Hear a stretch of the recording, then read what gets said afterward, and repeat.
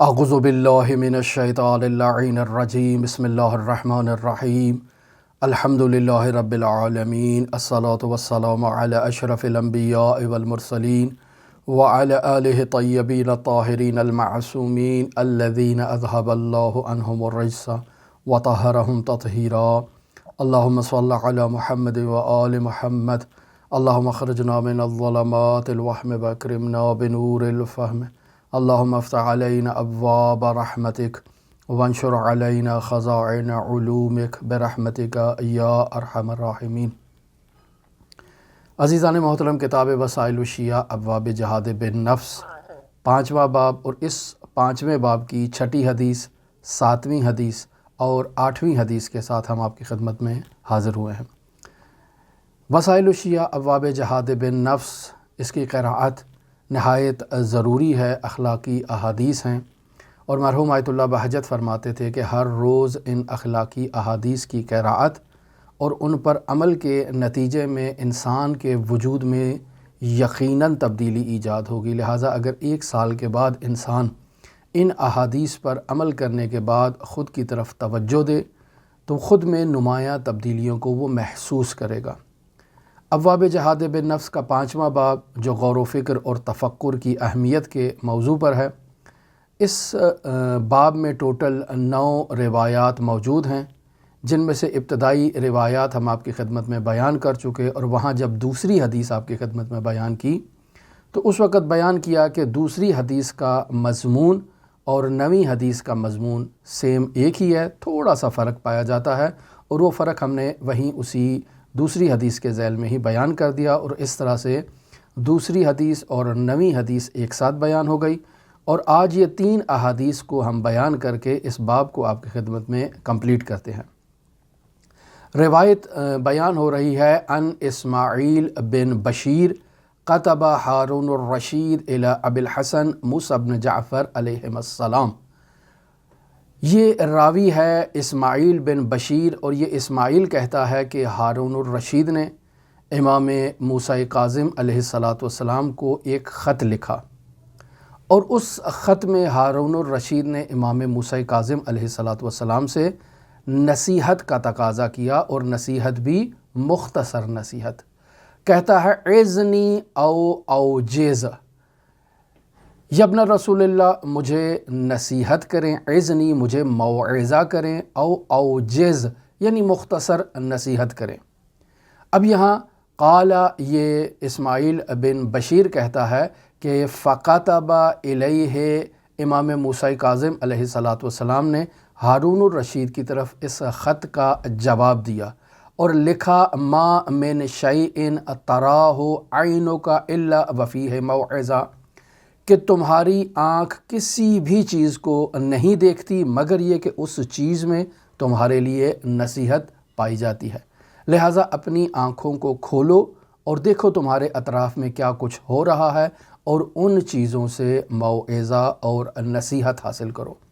وسائل الشیعہ میں روایت کا متن یہیں پہ ختم ہو جاتا ہے، جبکہ مزید کتابیں اگر تلاش کی جائیں منابع اصلیہ تو وہاں آخر میں امام نے خط کو اس الفاظ کے ساتھ مکمل کیا ہے، والسلام وصلی اللہ علی محمد وآلہ حسبنا اللہ نعم الوکیل۔ ان کلمات کے ساتھ امام نے اس خط کا اختتام کیا ہے۔ عزیزان محترم، انسان کو ہمیشہ اپنی زندگی میں نصیحت کی ضرورت رہتی ہے، اور اگر کوئی دوسرا انسان نصیحت کرتا ہے تو یہ نصیحت انسان کے اوپر اثر انداز ہوتی ہے، اور جس قدر وہ انسان نصیحت کرنے والا عامل ہوگا تو یہ نصیحت سننے والے کے اوپر اس عامل شخص کی نصیحت کا زیادہ اثر ہوگا۔ اب یہاں ہارون الرشید نصیحت کا تقاضا کر رہا ہے، اور ایک ایسی ہستی سے تقاضا کر رہا ہے کہ جو والقاظمین الغیظ کا مصداق ہے، امام موسیٰ کاظم علیہ السلام، وہ ہستی جو صبر و تحمل اور بردباری کا پیکر ہیں، وہ ہستی جس نے اپنی زندگی کا زیادہ وقت زندانوں میں گزارا ہے، اور زندان بھی کس کے؟ خود ہارون الرشید کے زندانوں میں امام نے اپنی زندگی کا وقت گزارا ہے۔ اب یہاں کوئی سوال کر سکتا ہے کہ ہارون الرشید نصیحت کا تقاضا کیوں کر رہا ہے، اور اگر نصیحت کا تقاضا ہی کرنا ہے اسے تو امام موسیٰ کاظم ہی اس کو ملے تھے، یا بعض لوگ ممکن ہے اس سے یہ گمان کریں کہ شاید ہارون الرشید امام موسیٰ کاظم کا معتقد تھا، اور یہ جو شیعوں نے بیان کیا کہ امام موسیٰ کاظم کی شہادت میں ہارون کا کردار ہے، یہ سب باتیں غلط ہیں۔ اگر اس قدر معتقد شخص تھا اور نصیحتوں کا تقاضا کرتا تھا، خط و خطابت سے تقاضا کرتا تھا، تو کیسے ممکن ہے کہ ہارون الرشید امام موسیٰ کاظم کے قتل میں اپنا جو ہے اس کا کردار ہو؟ تو عزیزان محترم، اگر تاریخ اسلام میں اور بالخصوص امام موسیٰ کاظم کی حیات طیبہ کا اگر بغور مطالعہ کیا جائے تو واضح ہے کہ ہارون الرشید اس بات کو بخوبی جانتا تھا کہ اسے اگر نصیحت کا تقاضا کرنا ہے تو کون شخص اس روئے ارض پر موجود ہے کہ جس سے وہ نصیحت کا تقاضا کر سکتا ہے۔ اس کو علم میں، تقوی میں، زہد میں، پرہیزگاری میں، صبر و بردباری میں رسول خدا کا یہ فرزند ان کا سب سے اہم جانشین روئے ارض پر نظر آیا کہ جس سے اس نے نصیحت کا تقاضا کیا ہے۔ اور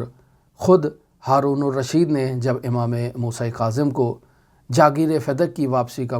کہا کہ آپ کو میں واپس کر دیتا ہوں، آپ اس کے حدود اربع کو معین کر دیں، تو امام نے اس کا جو حدود بیان کی تو ہارون کہتا ہے کہ اگر یہ فدق میں آپ کو دے دوں تو پھر تو ہمارے لیے کچھ باقی نہیں رہے گا، یعنی گویا کہ عالم اسلام آپ کے سپرد کر دیا جائے اور اس کی تمام سرزمینیں آپ کے سپرد کر دی جائیں، گویا کہ خلافت آپ مجھ سے تقاضا کر رہے ہیں۔ اگر میں یہ تمام بلاد اسلامی آپ کے سپرد کر دوں بے عنوان فدق تو پھر ہمارے پاس تو کوئی چیز باقی نہیں رہے گی۔ لہٰذا ہارون الرشید اس بات کو بخوبی جانتا تھا کہ رسول خدا کا جانشین برحق روئے زمین پر کون ہے، یعنی موسیٰ بن جعفر۔ ہارون الرشید کو بخوبی اس بات کا اندازہ تھا کہ فدق امام موسیٰ کاظم کا حق ہے، اور امام موسیٰ کاظم نے بھی اس کے سوال کے جواب میں اسے بتا دیا کہ فدق کھجوروں کے 4 باغ نہیں ہیں، بلکہ یہ خلافت اسلامیہ ہے، یہ رسول خدا صلی اللہ علیہ وآلہ وسلم کی جانشینی ہے کہ جو ہمارے پاس حاصل ہے، ہم ان کے امام برحق اور جانشین برحق ہیں رسول خدا کے بعد، لیکن لوگوں کے اوپر حکومت کا اختیار جو ہے وہ تم نے ہم سے چھین لیا ہے، تم خلافت کے منصب پر غصب کر کے بیٹھے ہو، ظالمانہ اور عدوانہ طور پر بیٹھے ہو، لہٰذا اگر تم ہمیں فدق واپس کرنا چاہتے ہو تو یہ خلافت اور یہ اسلامی ریاست ہمارے سپرد کر دو، ہم رسول خدا صلی اللہ علیہ وآلہ وسلم کی تعلیمات کے مطابق اسلام کا نفاذ کریں گے اور اسلامی تعلیمات کا وہاں پرچار کریں گے۔ لہٰذا امام موسیٰ کاظم کو بھی اس بات کا علم تھا کہ یہ ہارون الرشید ہرگز یہ خلافت اسلامیہ ان کے سپرد نہیں کرے گا جسے وہ فدق کا نام دے رہا تھا، اور ہارون الرشید کو بھی اس بات کا بخوبی علم تھا کہ اگر اس وقت روئے ارض پر رسول خدا کا کوئی جانشین ہے تو وہ امام موسیٰ کاظم ہیں۔ لہٰذا ہارون الرشید امام موسیٰ کاظم سے نصیحت کا تقاضا کر رہا ہے، چونکہ اس روئے زمین پر اگر ہارون کو کوئی نصیحت کرنے کا حق رکھتا ہے تو وہ امام موسیٰ کاظم ہیں، لہٰذا امام موسیٰ کاظم سے وہ نصیحت کا مطالبہ کر رہا ہے۔ اب سوال یہ پیدا ہوتا ہے کہ امام موسیٰ کاظم کو شہید کرنے میں ہارون کا کردار نہیں، تو یہ تو تاریخ اسلام آپ مطالعہ کریں کہ اگر ہارون الرشید کو نے امام موسیٰ کاظم کو شہید نہیں کیا تو کس جرم میں امام موسیٰ کاظم کی زندگی کا زیادہ وقت زندانوں میں گزرا، اور وہ بھی ہارون کی خلافت میں اور ہارون کی حکومت کے تحت،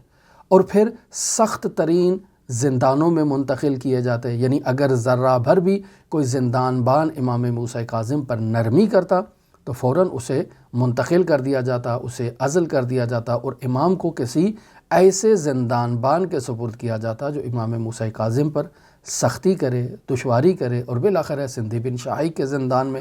امام موسیٰ کاظم کو شہید کیا گیا، اور وہ زندان کس کا تھا؟ وہ ہارون الرشید کا تھا، اور کس کے حکم پر اس سندھی بن شاہق نے امام موسیٰ کاظم کو زہر جفا دیا؟ یقینی بات ہے ہارون الرشید نے، اور تاریخ کے شواہد اس میں بالکل واضح اور عیاں ہیں۔ لہٰذا ہارون الرشید کا امام موسیٰ کاظم سے نصیحت کا مطالبہ کرنا اس بات کی دلیل نہیں ہے کہ وہ امام موسیٰ کاظم کے قتل میں شامل نہیں ہے، بلکہ اس بات کی دلیل ہے کہ وہ اس بات کو بخوبی جانتا تھا کہ رسول خدا کا روئے زمین پر جانشین برحق کون ہے اور مجھے کس سے نصیحت کا تقاضا کرنا ہے۔ لہٰذا امام موسیٰ کاظم جیسا شخص اگر ہارون الرشید کو نصیحت کرے اور انصافاً نصیحت کرے تو اب ہارون کے ظرف میں وہ صلاحیت ہونی چاہیے کہ وہ اس نصیحت پر عمل کر سکے۔ لیکن اگر انسان کا ظرف پہلے سے آلودگیوں میں مبتلا ہو چکا ہو، امام وقت کو زندانوں کے سپرد کرنے کے نتیجے میں انسان اگر آلودہ ہو چکا ہو تو پھر اسے امام وقت کی نصیحت بھی اس کے کانوں پر اثر انداز نہیں ہوتی ہے۔ لہٰذا اگر کوئی بھی عام انسان کسی دوسرے متقی اور پرہیزگار انسان سے نصیحت کا مطالبہ کرے تو یقیناً وہ نصیحت اثر انداز ہوتی ہے۔ اور عزیزان محترم، نصیحت نہایت اہمیت رکھتی ہے انسان کی زندگی پر۔ حتیٰ آپ دیکھیں سرور انبیاء خاتم الانبیاء محمد مصطفیٰ صلی اللہ علیہ وآلہ وسلم جبرائیل سے تقاضا کرتے ہیں کہ اوصینی، مجھے نصیحت کرو۔ لہٰذا جبرائیل سے نصیحت کا تقاضا اس بات کی ہرگز دلیل نہیں ہے کہ جبرائیل کا مقام رسول خدا صلی اللہ علیہ وآلہ وسلم سے بلند ہے، نہ، ہرگز ایسا نہیں ہے، بلکہ رسول خدا صلی اللہ علیہ وآلہ وسلم جبرائیل سے نصیحت کا تقاضا کر رہے ہیں تاکہ امت کو بتائیں کہ کوئی بھی شخص اس دنیا میں نصیحت سے مستثنیٰ نہیں ہے۔ رسول خدا اپنے اصحاب سے کہتے ہیں کہ میرے سامنے قرآن مجید کی تلاوت کرو تاکہ اس تلاوت قرآن سے مجھے نصیحت ملے۔ تو اصحاب کہتے ہیں کہ یا رسول اللہ، آپ تو خود سرور انبیاء ہیں، آپ کے اوپر وحی نازل ہوئی ہے، اس قرآن کو تو ہم نے آپ سے سیکھا ہے، یہ قرآن آپ کے اوپر نازل ہوا ہے، من خوطبہ بے کا مصداق جناب عالی ہیں، اور آپ ہم سے کہہ رہے ہیں کہ ہم اس قرآن کی آپ کے سامنے تلاوت کریں۔ تو رسول خدا اصحاب کو اس بات کی تعلیم دے رہے ہیں اور تلقین دے رہے ہیں کہ نہیں، کوئی بھی شخص اگر قرآن کی تلاوت کرتا ہے تو اس قرآن کی ظاہری الفاظ کی تلاوت بھی اثر انداز ہے اگر کوئی شخص نصیحت لینے والا ہو۔ لہٰذا عزیزان محترم، نصیحت نہایت اہمیت کی حامل ہے انسان کی زندگی میں، اور انسان کو یہ چاہیے کہ وہ دوسروں سے نصیحت کا تقاضا کرے، اور اگر کوئی نصیحت کر رہا ہے تو اس نصیحت کو غور سے سنیں، یہ بہت اہمیت کی حامل ہے۔ اور نصیحت میں بھی جو چیز ہارون الرشید کے بیان سے واضح ہوتی ہے کہ نصیحت اگر بہت زیادہ طولانی ہو جائے تو انسان اس طولانی نصیحت کو بسا اوقات ضبط کرنے میں، یعنی اپنے دل کے سپرد کرنے میں، اپنے حافظے کے سپرد کرنے میں انسان دشواری کا شکار ہو جاتا ہے۔ لہٰذا ہارون الرشید نے امام موسیٰ کاظم سے جس چیز کا تقاضا کیا وہ ہے عظنی، مجھے موعظہ کریں، اوجز یعنی مجھے مختصر نصیحت کریں، چونکہ اگر مجھے طولانی نصیحت کر دی جائے، یعنی 3-4 صفحوں کا امام موسیٰ کاظم خط لکھ دیں تو ہارون کے ایک کان سے نکل جائے گی، دوسرے کان سے جو ہے وہ داخل ہوگی، تو نصیحت کا اثر نہیں ہوگا۔ لہٰذا مختصر نصیحت کا مطالبہ کیا گیا، اور مختصر نصیحت بھی امام موسیٰ کاظم نے بیان فرمائی۔ لہٰذا اگر انسان امام موسیٰ کاظم کے اس بیان پر توجہ کرے تو انسان دیکھتا ہے کہ یہ دنیا میں جو کچھ بھی رونما ہو رہا ہے، یہ جو کچھ بھی واقعات ہو رہے ہیں، جو کچھ بھی حادثات ہو رہے ہیں، یہ جو کچھ بھی مناظر انسان اپنے اطراف میں مشاہدہ کرتا ہے، ان پر اگر انسان غور و خوض کرے تو یہ انسان کے لیے نصیحت ہے۔ خود خداوند متعال بھی یہ چاہتا ہے کہ انسان اپنے اطراف میں موجود واقعات کو، حادثات کو اور مناظر کو توجہ سے دیکھے اور ان سے نصیحت حاصل کرے۔ لہٰذا سورہ روم کی آیت نمبر 42 میں خداوند متعال ارشاد فرما رہا ہے، قل، اے میرے حبیب ان سے کہہ دو، سیروا فی الارض، زمین پر سفر کریں، فانظر کیف کان عاقبۃ الذین من قبل، دیکھو کہ جو تم سے پہلے اس زمین پر زندگی بسر کرنے والی قومیں تھیں، ان قوموں کا کیا نتیجہ نکلا، ان کے بارے میں غور و خوض کرو۔ وہ لوگ جو ہم سے پہلے اس دنیا میں زندگی بسر کرتے تھے، عالی شان محلات انہوں نے تعمیر کر دیے تھے، آج وہ اس دنیا میں موجود نہیں ہیں، ان کی نشانیاں موجود ہیں، ان کے آثار موجود ہیں، ان کے محلات موجود ہیں، ان کی تعمیر کردہ عمارتیں اس بات کی گواہی دیتی ہیں کہ اس سے پہلے اس روئے زمین پر قومیں موجود تھیں جنہوں نے یہ تصور کر رکھا تھا کہ شاید ہستی دنیا تک اور بستی دنیا تک وہ اس دنیا میں زندگی بسر کریں گے۔ عالی شان محلات انہوں نے تعمیر کر دیے، انہوں نے ایسی ایسی بلڈنگیں بنائیں اور اپنے زمانے کی وہ بلڈنگیں جو اس زمانے میں ایک شاہکار تصور کی جاتی تھی تعمیری اعتبار سے اور فن تعمیر کے اعتبار سے، آج کے دور میں بھی وہ فن تعمیر کے اعتبار سے ایک شاہکار ہے۔ آپ تاج محل کو دیکھ لیں جو ہندوستان میں ہے، کیسے وہ آج کل کے دور میں بھی دنیا کے سیاحوں کو اپنی طرف جذب کرتا ہے اور فن تعمیر کے اعتبار سے ایک نمونہ جانا جاتا ہے۔ یہ انسان کے لیے باعث عبرت ہے کہ ایک بادشاہ تھا جس نے اس محل کو تعمیر کروایا اور اس عمارت کو تعمیر کروایا۔ کس غرض سے تعمیر کروایا؟ انسان اس غرض کی طرف بھی جا سکتا ہے۔ انسان ان بادشاہوں کے محلات میں دیکھے، ہمارے خود پاکستان میں جہانگیر کا ہے، نور جہاں کا ہے، اور یہ شاہی مسجد ہے، اور یہ تمام تاریخی مقامات ہیں۔ انسان ان تاریخی مقامات کو اگر چاہ کر مشاہدہ کرے، ان کی ابہت کو مشاہدہ کرے، ان کے فن تعمیر کو مشاہدہ کرے، ان میں موجود ڈیزائننگ کو اور موجود جو خطاطی ہے ان کو مشاہدہ کرے، تو انسان اس بات کی طرف توجہ دے گا کہ یہ اپنے زمانے کے بے نظیر عمارتیں ہیں اور بے نظیر فن تعمیر پر انہیں تعمیر کیا گیا ہے۔ اور وہ لوگ شاید یہ تصور کرتے تھے کہ ہم شاید ابدالعابدین اس دنیا میں زندگی بسر کریں گے، جیسے آج کل ہمارے حکمران جو ہیں وہ فرعون ہو چکے ہیں، اور فرعونیت ان کے وجود سے اور ان کے آثار سے، ان کے بیانات سے، ان کی گفتار سے، ان کی تحریر سے، ان کے فیصلوں سے جھلکتی ہے۔ تو آپ دیکھ لیں ان کے محلات بھی آئندہ نسلوں کے لیے باقاعدہ ایک جو ہے وہ عبرت کا نشان بن جائیں گے کہ اس ملک کے اندر، اس پاکستان میں، اس ہندوستان میں، اس افغانستان میں کون کون حکومتیں گزارتا رہا اور کیسے کیسے اس نے حکومتیں کی ہیں۔ یہ بلڈنگیں باقی ہیں لیکن وہ افراد آج یہاں پر موجود نہیں ہیں۔ آپ دیکھیں وہ جو ایوب خان تھا وہ آج اس دنیا میں نہیں ہے، جا چکا ہے، لیکن اس کی عمارتیں، اس کے آثار موجود ہیں۔ تو انسان جب زمین پر سفر کرتا ہے، ان واقعات کو، ان حوادث کو، ان مناظر کو جب مشاہدہ کرتا ہے، تو خداوند متعال نے ان چیزوں کو مشاہدہ کرنے کے لیے انسان کو دعوت دی ہے، غور و فکر کی، اور در واقع انسان کو جو سفر اور سیر و سیاحت کی دعوت دی ہے، اس کا باقاعدہ مقصد یہی ہے کہ انسان ان سے عبرت حاصل کرے۔ پس وہ لوگ تصور کرتے تھے کہ شاید ہم نے اس دنیا میں بہت زیادہ زندگی بسر کرنی ہے، لہٰذا انہوں نے ایسی چیزوں کو تعمیر کر دیا۔ تو عزیزان محترم، ہم آپ کی خدمت میں بیان کر رہے تھے کہ ایک انسان کا بسا اوقات قول دوسرے انسان پر اثر انداز ہوتا ہے، بسا اوقات فعل دوسرے انسان پر اثر انداز ہوتا ہے۔ یعنی میں آپ کو اپنی زبان سے 1 گھنٹے کی نصیحت کروں تو بس اوقات میری زبان سے جاری ہونے والے کلمات میں خداوند متعال ایک ایسی تاثیر ڈال دے گا جو آپ کے وجود کے لیے مفید واقعہ ہو، ولو میں اس کا عامل نہ ہوں، لیکن خداوند متعال نے مجھ سے یہ کام لینا تھا اور میرے زبان سے کچھ ایسے کلمات کو جاری کرنا تھا جو آپ کے لیے مفید ہو۔ اور بس اوقات یہ ضروری نہیں ہے کہ میری زبان سے جاری ہونے والے کلمات آپ کے لیے مفید ہوں، بلکہ بس اوقات معاشرے میں افراد کا طرز عمل انسان کے لیے عبرت کا نشان بن جاتا ہے۔ لہٰذا وہ فارسی زبان کا مشہور جملہ کہ ادب از کے آموختی از بی ادبان، ایک انسان نہایتی با اخلاق، با ادب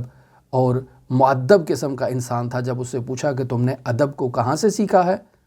تو کہا میں نے بے ادبوں سے ادب کو سیکھا ہے۔ وہ جو کچھ کرتے تھے میں ان کے برعکس کرتا تھا، اور اس انداز میں مجھے خداوند متعال نے ان بے ادبوں سے ادب کی تعلیم دی ہے۔ تو بس اوقات نصیحت قولی ہوتی ہے، بس اوقات نصیحت فعلی ہوتی ہے۔ انسان اپنے عمل سے کسی کو نصیحت کرتا ہے اور کسی کو تذکر دیتا ہے کہ تم جو یہ کام کر رہے ہو یہ درست نہیں ہے۔ انسان ایک ایسی محفل میں بیٹھا ہے، وہاں اگر کسی نے سگریٹ لگا دی تو انسان اگر وہاں سے اٹھ کے چلا جائے تو دوسرے شخص کے لیے اٹھ کے جانا یہ نصیحت کا باعث بنے گا کہ بھئی میں نے سگریٹ چلائی ہے تو یہ اٹھ کے گیا ہے، وگرنہ تو یہ یہاں بیٹھا ہوا تھا، بس مجھے محفل کے آداب کی رعایت کرتے ہوئے یہاں سگریٹ نہیں پینی چاہیے۔ یا اسی طرح سے ایک محفل ہے، کھانے کا دسترخوان ہے، انسان بیٹھا ہوا ہے کھانے کے لیے، اور وہاں اچانک کوئی شخص شراب کی بوتل لے آتا ہے اور اس کو کھولتا ہے۔ ایک متدین پر واجب ہے کہ وہ اس دسترخوان سے اٹھے اور وہاں سے چلا جائے۔ اس کا اٹھ کر جانا دوسرے افراد کے لیے نصیحت ہو سکتا ہے کہ وہ بھی اس دسترخوان سے اٹھیں، اور ایسے دسترخوان جس کے اوپر شراب نوشی کی جائے اس پر بیٹھنا حرام ہے۔ لہٰذا انسان ایسے دسترخوان پر حاضر نہیں ہو سکتا، اور جیسے ہی انسان کو علم ہو جائے کہ اس دسترخوان پر موجود کھانے پینے کی اشیاء میں حرام معقولات و مشروبات موجود ہیں، انسان احتجاجاً وہاں سے اٹھ جائے۔ انسان مناظر کو دیکھتا ہے تو ان مناظر سے نصیحت حاصل کرتا ہے۔ بس اوقات انسان کی سوچ، انسان کا طرز فکر اس کے لیے نصیحت کا باعث بنتا ہے۔ انسان غور و خوض کرتا ہے کہ یہ دن آیا، یہ رات آئی، دن کیوں آیا، رات کیوں آئی، اس بارے میں غور و فکر کرے۔ انسان خود اپنی عمر کے ڈھلنے سے نصیحت حاصل کرتا ہے کہ میں ایک وقت بچہ تھا، ایک وقت جوان ہو گیا، اور جوانی میں جو کام کر سکتا تھا آج میں بڑھاپے میں وہ کام نہیں کر سکتا ہوں۔ وقت گزرنے کے ساتھ ساتھ میری قوتیں، میرے حافظہ تحلیل ہوتا جا رہا ہے۔ پہلے جو چیزیں میرے حافظے میں رہا کرتی تھی اب وہ نہیں ہیں۔ تو انسان ان سے نصیحت حاصل کرے۔ انسان اپنی معلومات سے نصیحت حاصل کر سکتا ہے، جو علم اس کے پاس ہے۔ انسان دوسروں کی زندگی سے، جو ان کا طرز زندگی ہے، وہ کیسے فرعونوں کی طرح زندگی بسر کر رہے ہیں، انسان اس سے جو ہے وہ درس حاصل کر سکتا ہے۔ لہٰذا امام موسیٰ کاظم نے ہارون الرشید کے اس مختصر سے سوال میں کہ عظنی او اوجز، کہ مجھے نصیحت کریں، موعظہ کریں یا مجھے مختصر سی نصیحت کریں، تو امام نے اس کے جواب میں کیا کہا؟ ما من شیء تراہ، کوئی ایسی شے نہیں کہ جسے تم مشاہدہ کرتے ہو عینک، اپنی آنکھوں سے، الا وفیہ موعظۃ، مگر یہ کہ اس کے اندر کیا ہے؟ نصیحت پائی جاتی ہے۔ لہٰذا انسان جو کچھ بھی مشاہدہ کرتا ہے انسان کو اس سے نصیحت حاصل کرنی چاہیے۔ 7ویں حدیث آپ کی خدمت میں نقل کرتا ہوں عن ابی عبداللہ علیہ السلام۔ امام جعفر صادق علیہ السلام اس حدیث میں بیان فرما رہے ہیں کہ کان اکثر عبادت ابی ذر رحمۃ اللہ علیہ خصلتین، کہ حضرت ابو ذر جو رسول خدا صلی اللہ علیہ وآلہ وسلم کے نہایت ہی گراں قدر صحابی ہیں، جنہیں بے دردی کے ساتھ ربضہ بدر کیا گیا اور وہ ربضہ میں شہید ہو گئے۔ رسول خدا کے یہ سچے خالص صحابی کہ جن کے بارے میں رسول خدا فرماتے ہیں کہ آسمان نے کسی ایسے شخص پر سایہ نہیں کیا اور زمین نے کسی ایسے شخص کو اپنے اوپر حمل نہیں کیا جو ابو ذر سے زیادہ سچا ہو۔ اس ابو ذر کے بارے میں امام جعفر صادق علیہ السلام فرما رہے ہیں کہ ابو ذر کی عبادت میں 2 خصلتیں پائی جاتی تھیں، اور وہ خصلتیں کیا تھیں؟ التفکر والاعتبار، کہ وہ اللہ تبارک و تعالیٰ کی ان نشانیوں پر بہت زیادہ غور و فکر کیا کرتے تھے اور ان پر نصیحت حاصل کرنے کے لیے ان سے عمل کیا کرتے تھے اور ان سے عبرت حاصل کیا کرتے تھے۔ لہٰذا عزیزان محترم اس باب میں غور و فکر کی اہمیت کو بیان کیا گیا ہے۔ 8ویں حدیث آپ کی خدمت میں نقل کرتا ہوں محمد بن ادریس فی آخر السرائر نقلا من کتاب ابی عبداللہ السیاری صاحب موسیٰ والرضا علیہم السلام قال سمعتہ یقول۔ محمد بن ادریس ایک بہت ہی عظیم شیعہ فقیہ گزرے ہیں۔ وہ اپنی نامور اور نایاب کتاب السرائر کے آخر میں نقل کر رہے ہیں ابی عبداللہ السیاری کی کتاب سے کہ وہ امام موسیٰ کاظم اور امام رضا علیہ السلام کے صحابی ہیں۔ قال، یہ ابی عبداللہ السیاری کہتے ہیں کہ سمعتہ یقول، وہ کہتا ہے کہ میں نے سنا کہ حضرت فرما رہے تھے لیس العبادۃ کثرۃ الصوم والصلاۃ، کہ زیادہ روزے رکھ لینا اور زیادہ نمازیں پڑھ لینا یہ عبادت نہیں ہے۔ انما العبادۃ الفکر فی امر اللہ، عبادت یہ ہے کہ انسان امر الہی میں غور و فکر کرے، اور بیان ہو چکا کہ امر تکوینی بھی ہے اور امر تشریعی بھی ہے، ارادہ تکوینی بھی ہے اور ارادہ تشریعی بھی ہے۔ تو انسان خداوند متعال کے امر کے بارے میں غور و خوض کرے، خدا نے اس کائنات کو کیوں خلق کیا، خدا نے انسان کو کیوں خلق کیا، خدا نے انسان کی تخلیق میں ان مراحل کو کیسے قرار دیا، خدا نے انسان کو روح عطا کی جو اس کی حقیقت ہے، جو اس کا مخ ہے، جو اس کا مغز ہے، اور انسان کی روح اس کے بدن پر حاکم ہے۔ خداوند متعال نے انسان کو کون کون سی قوتیں عطا کی ہیں، یہ قوہ عاقلہ کیا کردار ادا کرتی ہے، قوہ شہویہ کیا کردار ادا کرتی ہے، قوہ وہمیہ کیا کردار ادا کرتی ہے، قوہ غضبیہ کیا کردار ادا کرتی ہے۔ اور اگر انسان ان تینوں قوتوں پر قوت عاقلہ کو غالب قرار دے تو انسان اشرف المخلوقات قرار پائے گا۔ اگر انسان اپنی عاقلہ کا استعمال کرتے ہوئے خداوند متعال کے امر کے بارے میں، امر تکوینی ہو یا تشریعی ہو، انسان اگر غور و خوض کرے تو خداوند متعال اس کے لیے اپنی نشانیاں کھول دیتا ہے۔ والذین جاہدوا فینا لنہدینہم سبلنا، جو خدا کو تلاش کرنے کے لیے راہ خدا میں جد و جہد کرتا ہے، خدا اسے اپنے راستے دکھا دیتا ہے۔ تو عزیزان محترم، یہ باب خامس اس ابواب جہاد بالنفس سے ختم ہوا، اور انشاءاللہ کل سے ہم چھٹا باب کتاب وسائل الشیعہ ابواب جہاد بالنفس سے آپ کی خدمت میں آغاز کریں گے۔ ہماری دعا ہے کہ خداوند متعال ہمیں ان نورانی احادیث کو سمجھنے اور ان پر عمل کرنے کی توفیق عطا فرمائے۔ خداوند متعال کے حضور دعا گو ہیں کہ منجی عالم بشریت حضرت صاحب العصر والزمان کے ظہور میں تعجیل فرمائے اور ہمیں حضرت کے اصحاب و آوان و انصار میں شمار فرمائے۔ آپ تمام عزیزان کے لیے امام الرؤوف امام علی ابن موسیٰ رضا کی نورانی بارگاہ میں نائب الزیارہ بھی ہیں اور دعا گو بھی ہیں۔ اللہم صلی علی محمد و آل محمد وعجل فرج قوائم آل محمد۔